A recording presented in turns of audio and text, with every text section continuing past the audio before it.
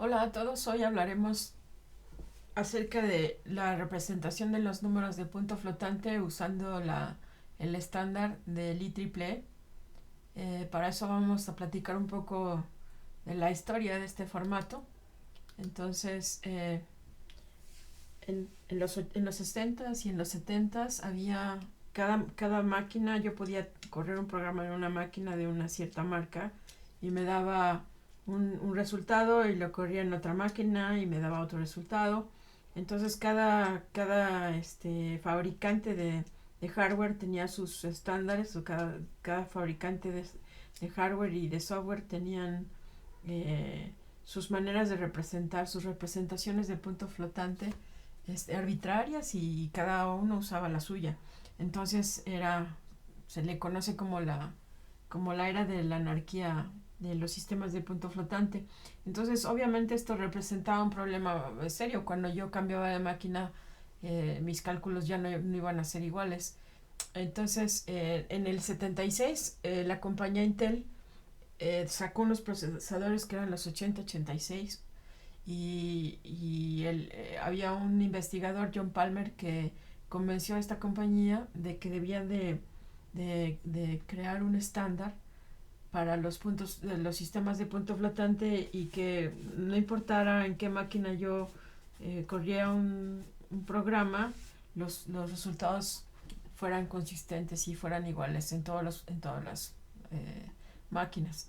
Entonces, después otro investigador, William Cahan, que ahorita les voy a mostrar una cosa, eh, convenció a Hewlett Packard de desarrollar un sistema de punto flotante para sus calculadoras, y eso hizo que las calculadoras de Hewlett Packard se volvieran más apreciadas. La historia de William Cahan es interesante. Si van a la página del curso, van a ver que en la primera sección, aquí donde dice lo que cualquier científico de cómputo debe conocer acerca de la aritmética de punto flotante, le dan clic ahí y está la historia de William Cahan, y cómo esto es lo que yo les estoy contando, es solamente un resumen, pero aquí hay con mucho detalle todas las características y todas las consideraciones que se tuvieron que tomar a la hora de diseñar estos sistemas de punto flotante. Entonces, es interesante conocer la historia y ver la cantidad de detalles a los que uno se enfrenta tratando de hacer algo que en principio no parecería tan complicado, pero bueno, sí lo es. Entonces, bueno, William Cahan, bueno, trabajó con Hewlett Packard. Por otro lado, Palmer convenció a Intel, y Intel en un momento dado dijo, bueno, pues yo quiero ganar más dinero, y entonces voy a desarrollar una aritmética de punto flotante que sea la mejor posible, y voy a lanzar unos procesadores que son los 8087, y con eso quiero asegurarme de que, como tienen una aritmética de punto flotante robusta, voy a poder recuperar, o voy a poder, iba a ver todo eso traducido en ganancias. Entonces, después, en el 77, se reúnen todos bueno, no todos, pero muchos de los productores de hardware, Intel y Motorola y IBM, otra que se llamaba National Semiconductor, Zilog, y se reúnen y deciden, se ponen todos de acuerdo para sacar un estándar de aritmética de punto flotante, porque se dieron cuenta que, pues obviamente, que esto iba a repercutir en sus ganancias, y que era una buena idea que todos los hardwares tuvieran una aritmética de punto flotante que fuera la mejor posible, y que se hablaran entre todos. Entonces, después de que Cajan estuvo trabajando con Hewlett Packard, se regresa con Intel, y desarrollan el estándar, y convence a Intel de sacar la norma, de hacerla pública. Entonces ya todo el mundo iba a poder conocer los detalles se llama la norma IEEE 754, y luego está la 744. Y entonces ahí se especifican los parámetros que ahora conocemos como los parámetros de los sistemas de punto flotante, que son la precisión, los rangos mínimos y máximos del exponente y los formatos de almacenamiento, cuántos bits para la mantisa. Los rangos de los exponentes están implícitos el número de bits para exponentes y también algunos otros valores como son los valores de excepción, como por ejemplo cuando divido entre cero o cómo expresar el infinito.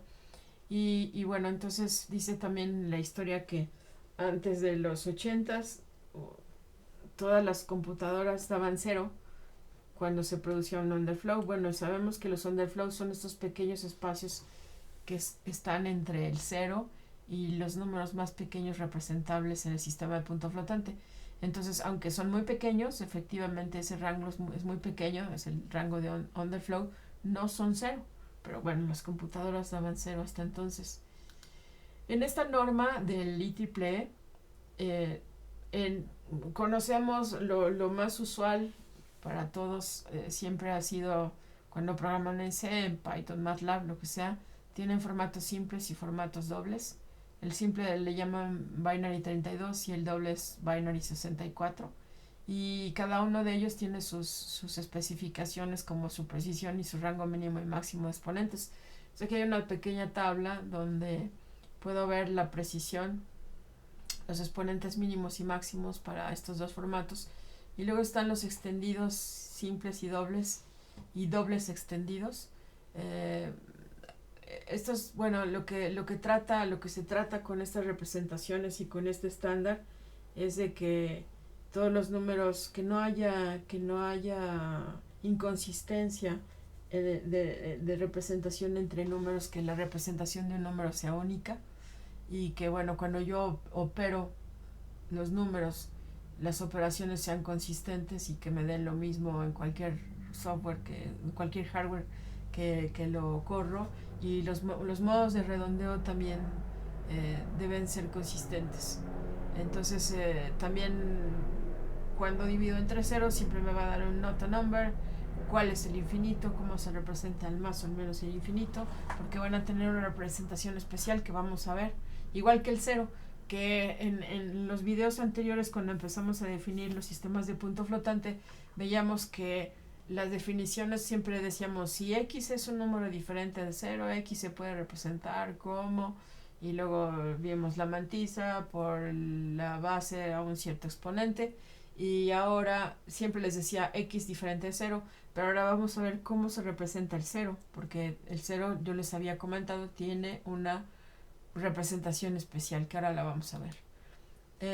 En el formato simple yo tengo 32 bits, un bit es para el signo, 8 para el exponente. Les había yo comentado que el exponente se escribe de una manera especial, que ahora vamos también a describir con precisión. Se llama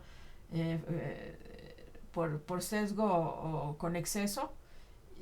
Voy a tener por otro lado 23 bits para el significado, entonces si ustedes hacen la suma 23 más 8 más 1 me da 32, que son los bits disponibles para esta representación. Como les comentaba, el más o menos 0, porque voy a tener 0 positivo y 0 negativo, porque cada número va a tener asociado un signo, y el más o el menos infinito tienen representaciones especiales. Voy a usar las cadenas de ceros y unos, el exponente, para representar estos números, pero ahora los vamos a llamar. Y bueno, también estas representaciones se llaman subnormales o sirven para representar a aquellos números que vamos a llamar subnormales. Aquí tengo una tabla nada más para que ustedes vean cómo ejemplificar cómo represento un número de 32 bits en el formato simple. Entonces voy a tener un bit para el signo. Como les decía yo, aquí el signo puede ser 0, puede ser 1. Entonces en realidad lo que tengo es menos 1 a la 0 o menos 1 a la 1. Entonces tengo un número positivo o negativo. Tengo 8 bits para el exponente y 23 bits para la mantisa. Entonces, como les había yo comentado, se almacenan normalizados los números, y como en este caso los formatos de la computadora son binarios, entonces voy a hablar del famoso bit escondido, que va a haber aquí siempre para la mantisa, va a haber un 1 punto, y lo que sigue del punto es lo que se almacena en este espacio de la mantisa, de los 23 bits de la mantisa. aquellos números que no, digamos que su exponente está en el rango permitido del formato, pero que tienen más bits de 23, después del bit 23 ya no es, hay bits que no son cero, van a tener que ser aproximados para poder representarte dentro de estos números de máquina, van a tener que ser aproximados de alguna manera, con redondeo, con truncamiento. Eh, Regresando a la representación del exponente, que les decía yo es por sesgo o por exceso, en realidad lo que se hace cuando tengo formato simple aquí, ojo, porque este es para el formato simple, al exponente que yo tengo de mi número le sumo 127 y el resultado se pasa a binario y eso es lo que se almacena en esta cadena. Entonces habíamos visto que el número 1 se almacenaba con puros ceros en la mantisa, el 1 sería el bit escondido que no se almacena y tenía 2 a la 0. El 0 no sé cómo se almacena, pero ahora ya sé que a este 0 le tengo que sumar 127. Entonces 127 lo paso a binario y me queda esta cadena. Entonces esta es la cadena que voy a almacenar para el 0. Entonces ustedes pueden preguntar y bueno, ¿cuál es el propósito de hacer eso? ¿Para qué me voy a complicar la vida haciendo esto? La respuesta es simple. De esta manera yo puedo almacenar exponentes negativos y positivos sin tener que almacenar un bit más para el signo del exponente. Ahora van a ver por qué, porque en realidad yo voy a hacer un mapeo del rango mínimo y máximo de los exponentes y a ese intervalo, cuando yo le sumo 127 me da un intervalo que ya están puros números positivos. Entonces, bueno, aquí regresando, este 0 pues se le suma al 127 y resulta esto. Ahora, ¿por qué? Ojo, el 127 es un número que sirve para el formato simple, porque ahora van a ver que como tengo yo 8 bits para el exponente, el 127 sirve para esos 8 bits, no sirve para el formato doble o para otros formatos. Ahora van a ver por qué. Eh, Resulta que, si ustedes recuerdan, mis exponentes mínimos y máximos, el mínimo y el máximo en el formato simple, el mínimo es menos 126 y el máximo es 127. Si ustedes suman 127 acá y 127 acá, van a ver que este intervalo se mapea en el 1, 254. Y recordando lo que les había yo dicho en un video anterior, yo tengo 8 bits para mi exponente, entonces tengo 2 a la 8 posibles combinaciones de cadenas binarias de ceros y unos. Y habíamos dicho que yo iba a quitar la cadena de puros ceros y la cadena de puros unos. Entonces me quedan 254 posibles combinaciones de ceros y unos. Y aquí están las 254 posibles. De esta forma, cuando yo sumo el 127 al exponente, que es esta función, en realidad yo defino una función que va a depender del exponente que yo tengo de mi número, y al sumarle a 127, pasarlo a binario, eso es lo que voy a almacenar en mi exponente.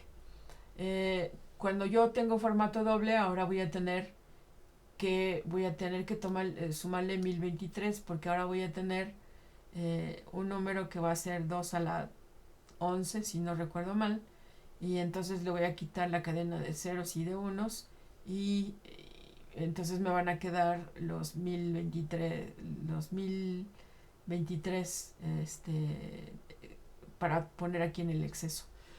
Me voy a regresar un poquito a la tabla anterior, 2 láminas atrás, solamente para mencionar, aquí no lo mencioné, pero eso es súper importante, la cadena de ceros del exponente va a representar al 0 y la cadena de puros unos en el exponente. Noten que aquí estoy el exponente porque tengo 1, 2, 3, 4, 5, 6, 7, 8. Entonces este es el exponente. Y el exponente de puros ceros, la cadena de puros ceros, va a servir para representar al 0. Y la cadena de puros unos va a servir para representar al más o menos infinito. Entonces, bueno, regresándome a esto, por eso es que estas dos cadenas van a estar reservadas, las cadenas del exponente van a estar reservadas para el 0 o el infinito, bueno, más o menos infinito y más o menos 0. Entonces ahora vamos a ver un ejemplo donde tengo yo el número 11 medios que hemos visto ya que es en formato binario y normalizado, se puede escribir de esta forma. Entonces ahora tengo que en la mantisa voy a guardar este 0, 1, 1, que es lo que está después del punto. Este 1 no se guarda porque sería el bit escondido, iría aquí escondido, no se guarda, pero yo sé que ahí lo tengo que considerar. Y el 2, al 2 le tengo que sumar el 127. Entonces me quedaría 129. Si ustedes escriben en binario 129, van a ver que les queda este número. Entonces este es el número que se almacena en los bits del exponente. Por otro lado, el número 1 entre 10, que también hemos visto cómo se expresa en binario y normalizado, tiene esta forma. Esta es la parte que va a ir en la mantisa. Recuerden que lo voy a tener que truncar porque no tengo más que 23 bits en mi mantisa. Y al menos 4 le voy a sumar 127 y entonces me queda 123 y 4, 25, 6, 7. 123 lo paso a binario y me queda esta cadena que es la que voy a almacenar. Entonces, bueno, ya dijimos que como no voy a usar la cadena de puros ceros y de puros unos en el exponente, las cadenas posibles van de esta que tiene un 1 acá a la que tiene puros unos y un 0 acá. Esta es la mínima y esta es la máxima. Y bueno, eso me da 254 posibles exponentes. El mínimo habíamos visto que es menos 126 y el máximo es 127. Entonces a la hora de escribirla con sesgo o con exceso, ya no me tengo que preocupar de este signo de los negativos, de los exponentes negativos, porque todos se van a mapear en un intervalo de puros positivos. Entonces, el número positivo normalizado más pequeño que puedo tener en el sistema de punto flotante simple es beta al exponente menos 126. En este caso sería 2 a la menos 126.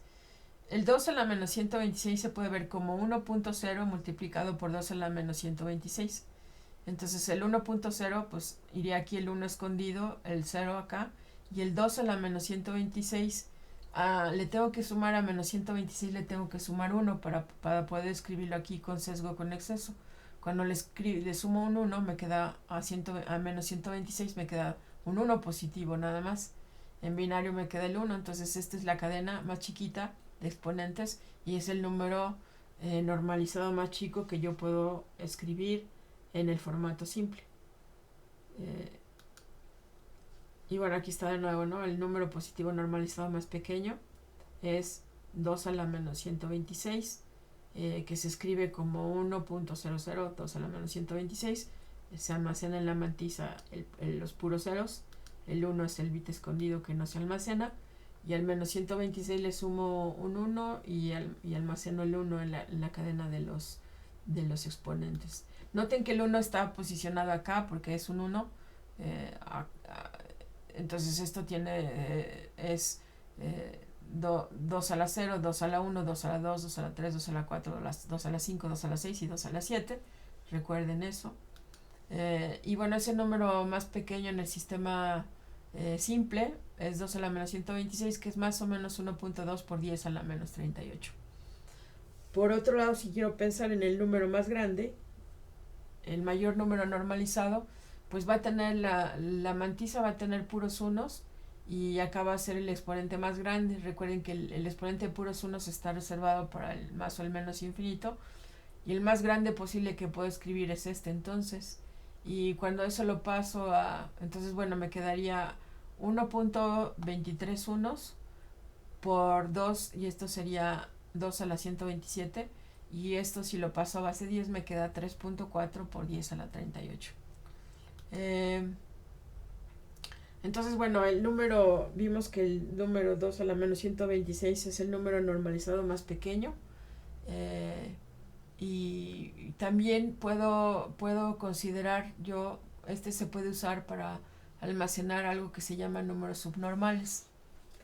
Los números subnormales es si yo considero, por ejemplo, el 2 a la menos 127, se puede ver como punto 1 por 2 a la menos 126. Entonces este punto 1 lo podría yo almacenar en la mantisa, y el menos 126 sí lo puedo yo almacenar aquí, pero yo sé que estoy en realidad hablando de esto. Entonces este es un número que está desnormalizado. Entonces se podría almacenar con la cadena de puros ceros. En realidad aquí hay que tener cuidado porque así se definen, pero bueno, eh, esa es la forma como se establece, pero en realidad no se puede almacenar.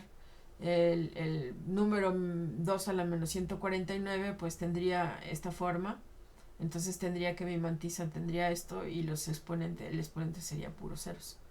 Pero bueno, estos son los números subnormales y están abusando un poco de que la expresión de las cadenas de ceros nada más se pueden usar para el cero, y bueno, también en algunos casos para los números subnormales.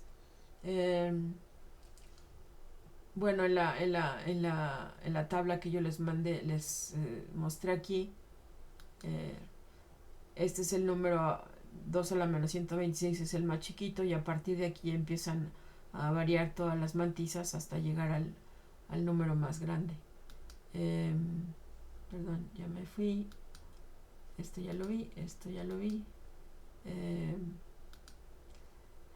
los números subnormales, como de los que les mencioné ahora, no se pueden normalizar porque su normalización pues va a dar lugar a un exponente que ya no va a caber en el bit, el número de bits que tengo yo para mi exponente. Entonces aquí otra vez, este menos 127 no cabe en el formato simple. Sí cabe en un formato doble, pero no cabe en un formato simple. Entonces, bueno, cuando yo quiero tener un formato donde quepan más exponentes, también por eso se define el formato doble. En el formato doble voy a tener 11 bits para el exponente, 52 bits más el bit escondido para la mantisa, y un bit para el signo. Otra vez la cadena de 11 ceros y la cadena de 11 unos se apartan, la primera para almacenar el cero y los números subnormales, y la última para almacenar el más o menos infinito. Y a partir de aquí pues se van moviendo las mantisas y luego los exponentes van cambiando. Eh, el número más pequeño para este formato doble ahora va a ser pues 2 elevado a la potencia más chica, que es 1022. 2 a la menos 1022 más o menos es como aproximadamente 2.2 por 10 a la menos 308. Entonces noten este 2 a la menos 308 con el 2 a la menos 38, que era en el formato simple. En el formato simple tengo 1.2 por 2 a la menos por 10 a la menos 38 y 3.4 por 10 a la 38.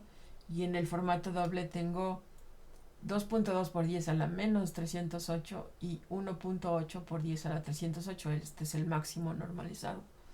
En este caso habíamos dicho que para escribir el exponente, en la cadena de exponentes se le suma el exceso o sesgo, va a ser 1023. Entonces el exponente mínimo va a ser menos 1022 y el máximo va a ser 1023. Acá está de nuevo el rango de exponentes mínimos y máximos y el número mínimo y máximo para cada uno de los formatos. También se habla de formatos extendidos. Hay otra cosa que es importante, que es la precisión. Y bueno, para el formato simple yo tengo 23 bits en la mantisa más el bit escondido, son 24. Para el formato doble yo tengo 52 bits más el bit escondido, son 53. Voy a tener el épsilon de la máquina, que recuerden que el épsilon de la máquina habíamos dicho que es el número más pequeño, el número positivo más pequeño, que sumado con 1 ya me da un número mayor que 1, que el sistema de punto flotante lo reconoce. Entonces esto supuestamente este es el beta, que es la base, en realidad sería 2. Entonces en el formato simple es 2 a la menos 23, que aproximadamente es 1.19 por 10 a la menos 7. Para el formato doble es 2 a la menos 52, más o menos 2.2 por 10 a la menos 16.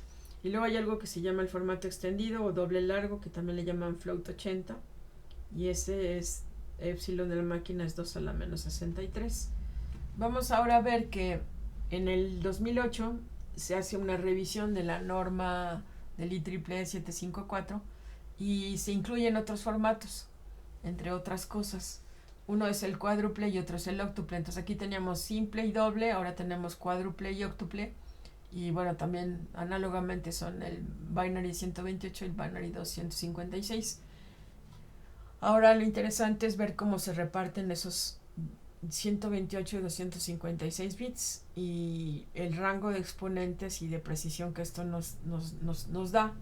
En el formato cuádruple voy a tener, siempre, bueno, en todos los formatos tiene el primer bit es para el signo, entonces tengo un bit para el signo. Ahora, en el formato, recuerden que en el formato doble tenía 11 bits para el exponente, en el cuádruple tengo 15 bits para el exponente y 113 bits para la mantisa. En realidad van a ser 112 porque el bit escondido no se almacena. Y ahora los exponentes máximos y mínimos, pues el mínimo es menos 16.382 y el máximo es 16.383. Uno puede usar sistemas de punto flotante cuádruple usando software. En el hardware es más raro, pero hay algunas marcas que lo han implementado. Entonces tiene la IBM, tiene un software y un hardware que sirve para estos formatos. Por otro lado, el formato óctuple, otra vez un bit para el signo. Ahora voy a tener 19 bits para el exponente y 236 bits más el bit escondido para la mantisa. Aquí fíjese el salto de ahora el exponente más chico va a ser 262.142 y el máximo 262.143. Este formato, aunque existe y está definido de esa forma, es muy raro que se use solamente en algunas aplicaciones en astronomía y no hay un soporte en hardware porque es una aplicación impráctica y casi no se usa para ninguna cuestión comercial. Eh, También debo yo de decir que estas precisiones cuádruple y óctuple pueden ser útiles para algunas aplicaciones, pero en general uno debe de tratar de usar una precisión eh, que sea suficiente para las aplicaciones o para los problemas que uno tiene que resolver, porque así como uno puede tener más precisión, también se pueden imaginar que al tener más bits, cada número tiene más bits, se define con más bits. Cuando uno opera un par de números muy grandes, como estos octuples que tienen 256 bits, todas las operaciones, por ejemplo, una suma entre dos números es 256 bits más 256 bits. Entonces, si voy a hacer una sola suma, pues a lo mejor no me importa, pero si voy a hacer millones de sumas de 256 bits por número, pues se pueden imaginar que el tiempo de cómputo se hace mucho más grande, ¿no? Entonces, pues uno debe de tratar de evitar usar una precisión que no necesita para no alentar sus algoritmos o sus procesos. Eh, por otro lado, bueno, aquí quise poner esta tabla porque también hay otros formatos que se usan ahora porque los GPUs habrán escuchado los GPUs tienen a veces precisiones menores, entonces están el BFloat 16 y el FP16 que bueno que son los FP son parte de los estándares. Entonces este es el simple, el cuádruple, el simple, el doble y el cuádruple, y estos son la mitad del simple, pero están distribuidos de manera un poco curiosa. Este es el epsilon de la máquina para cada uno de ellos y este es el rango en el que van. Y el BP float se usa para algunas aplicaciones de redes neuronales. Hay un procesador de Google que se llama Tensor Processing Unit que usa el BFloat 16. Y bueno, de pronto ahora lo que se trata de hacer es cómo yo puedo operar qué algoritmos diseño para operar con estos números y conservar precisiones simples o ya no dobles, pero sí simples. Entonces hay algunos trucos para algunos métodos que se pueden usar. Entonces aquí esto nada más es como por curiosidad. Esta es la distribución del FP16 y el BFloat16. Entonces interesante, bueno, el signo siempre se conserva, pero aquí tienen más bits para el exponente que para el significado y acá al revés. Entonces, bueno, eso siempre es interesante porque dependiendo de la aplicación, esto me puede ayudar o no. Entonces, a veces puedo sacrificar a los bits del exponente para tener más bits en el significado o viceversa. Aquí está de nuevo lo que les había yo comentado sobre el exponente mínimo y máximo para el formato cuádruple. De esto ya lo mencionamos. Para el formato octuple, aquí se ven los bits que tengo en cada uno. Y luego otra cosa que es importante tener en cuenta es las cifras significativas que yo voy a tener de confianza, digámoslo así. En la precisión simple yo tengo que P es 24, tengo 23 bits más el bit escondido, y esto corresponde a 7 dígitos decimales significativos en mi representación, y esto es porque 2 a la menos 24, que es este exponente, me da 10 a la menos 7. Cuando yo saco el logaritmo de acá, de este lado y de este lado, me dice que el logaritmo en base 10 de 2 a la 24 es más o menos 7. Y para la precisión doble, ahora tengo 53 bits en P, y eso me da 16 cifras significativas. Para la precisión cuádruple, ahora tengo 34 cifras significativas, y para la octuple voy a tener 74 cifras significativas. Entonces, bueno, ya a partir de aquí yo tengo una idea de cuántas cifras son las que tengo correctas. Como no todos los números van a ser números de punto flotante que se pueden representar de forma exacta en un sistema de punto flotante, yo voy a tener que redondear, truncar. Hay diferentes formas de redondear. La más simple es que yo digo, si tengo P menos 1 cifras aquí, las que siguen que no sean 0, las corto y listo. El otro problema que puede ocurrir es que mi exponente esté fuera de rango, y en ese caso no voy a poder almacenar mi número, ni truncándolo ni nada. Entonces, bueno, voy a decir que un número está en el intervalo del punto flotante normalizado si el número en valor absoluto es menor que el mínimo o el máximo representables en ese sistema de punto flotante, que ya los vimos en las tablas cuáles son. Para cuando mi número que no es de punto flotante, entonces yo tengo que, o está fuera del intervalo, o quiere decir que es en valor absoluto, no está entre el mínimo y el máximo.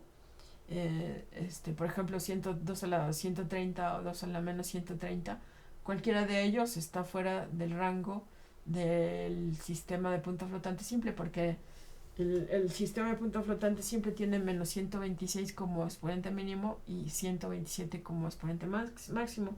Entonces estos dos números, como quiera yo hacerle, no los puedo representar en un sistema de punto flotante simple, me tengo que ir a uno doble. Y la otra cosa que puede ocurrir, por ejemplo, 1 más 2 a la menos 25, se puede ver de esta forma, pero como yo nada más tengo 23 bits en la mantisa, pues los bits que están afuera del 23 ya no los puedo almacenar. Entonces ese número, aunque sí está dentro del rango, está entre el máximo y el mínimo representables, su mantisa no alcanzo, yo no tengo la precisión para almacenarla, entonces voy a tener que aproximarlo. Sí no se va a poder almacenar de forma exacta, sino se va a tener que aproximar. Entonces, este es como cuando veíamos los números de punto flotante en un sistema pequeñito, veíamos cómo están distribuidos y veíamos que hay hoyos, hay agujeros. Entonces, en todos esos agujeros son una infinidad de números que no voy a poder representar de forma exacta. Voy a tener que aproximarlos. Entonces voy a decir que redondeo hacia abajo cuando aproximo con un número de punto flotante menor o igual que el x que quiero aproximar, el x real que no es de punto flotante, o para arriba cuando aproximo con un número mayor o igual que el x que quiero yo representar. Entonces, si el número es más cercano a cero, se establece que el signo de cero es igual al de x. Tengo este número, por ejemplo, que tiene más bits. Después del bit p-1 sigue el bit p+1, etcétera, que no son necesariamente cero. Entonces, el número más cercano, menor o igual a este, es simplemente truncando acá. Y entonces el que redondea por abajo se llama por truncamiento. Simplemente borro lo que sigue del bit, desde el bit p y en adelante los borro. Y entonces estoy descartando todos los bits que siguen desde el p en adelante. Y bueno, eso me va a dar lugar a un error del cual soy consciente. Puedo también redondear hacia arriba y entonces decir, bueno, ¿qué tal que voy a sumar un punto 1 al último bit y luego pues a lo mejor voy a tener que hacer acarreo? Eso quiere decir que como estoy en binario, pues que aquí tuviera yo un 1 sumado con este 1 me da 2, pero como estoy en binario tendría que poner 0 y llevo 1, entonces lo sumarlo con este y podría seguir tengo puros unos aquí y voy a hacer acarreos y hasta acá me va a quedar algo que ya va a estar desnormalizado y entonces voy a tener que ir normalizando cambiando el exponente. Pero esa es la forma de hacer el redondeo por arriba, hacia arriba.